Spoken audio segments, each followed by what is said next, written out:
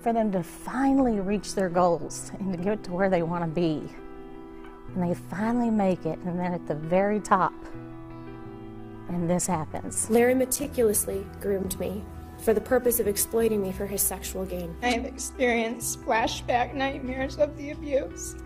You seem to have a hard time looking at me now, but you didn't when I was half naked on your table. Dr. Larry Nassar, perpetrator of sexual abuse on scores of young women, sentenced this week in a Michigan court and forced to hear from those he terrorized. I actually, with my oldest, who's a teenager, we sat down and we watched some of the testimony. Larry, you do realize now that we, this group of women you so heartlessly abused over such a long period of time, are now a force, and you are nothing.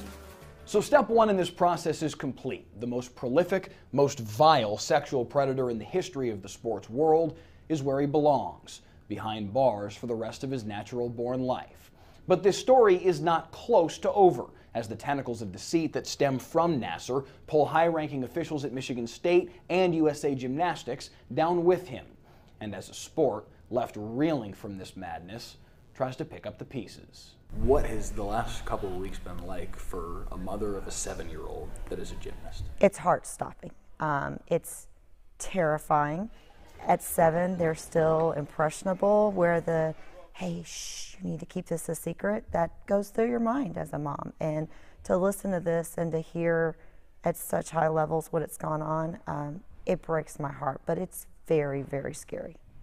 Why did it take so long for something to be done? Dallas Gust, a gymnastics coach in Fort Worth who has rescinded his USA Gymnastics membership for this year. My own personal boycott, my way of saying I'm not on board with what's going on right now. Doesn't coach elite-level gymnasts, but he explains in striking detail how something like Larry Nassar's abuse could be covered up.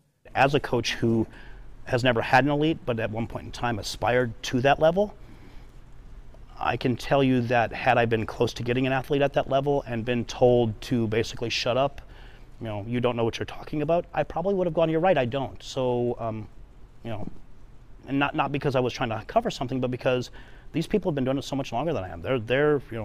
I'm new. What do I know? I know for a fact coaches were intimidated by the whole system too, that, if they wanted the opportunity to do this, then they had to, basically be quiet and do what you're told. USA Gymnastics and Michigan State, where Nassar was employed, insist there was no cover-up. But still, parents and coaches around the country are left unconvinced. I cannot understand how nobody knew. Obviously, there needs to be some changes. Changes where people can trust the system. Right now, there is no trust. Some of those changes have come. The entire USA Gymnastics board has resigned. Again, I don't know what they knew or if they knew anything, but I think for a fresh start, we needed to have that changeover. And there have been mandates for training under Safe Sport guidelines. Safe Sport is their own entity. They don't answer to USA Gymnastics, so that makes us feel a little bit better.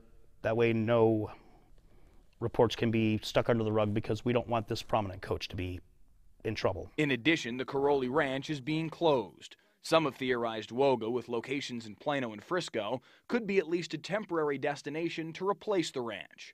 Valerie Lucan, who runs Woga, could not be reached for comment for this story. Regardless of any advancement already made or planned, though, the embarrassment within the gymnastics community is palpable. We all want to say we're part of USA Gymnastics, because that was a point of pride. That was, we're the best program in the world. So on that level, the stuff that's happened over the last couple of years has completely taken that away from us. We can still say that, but then people go, but at what cost?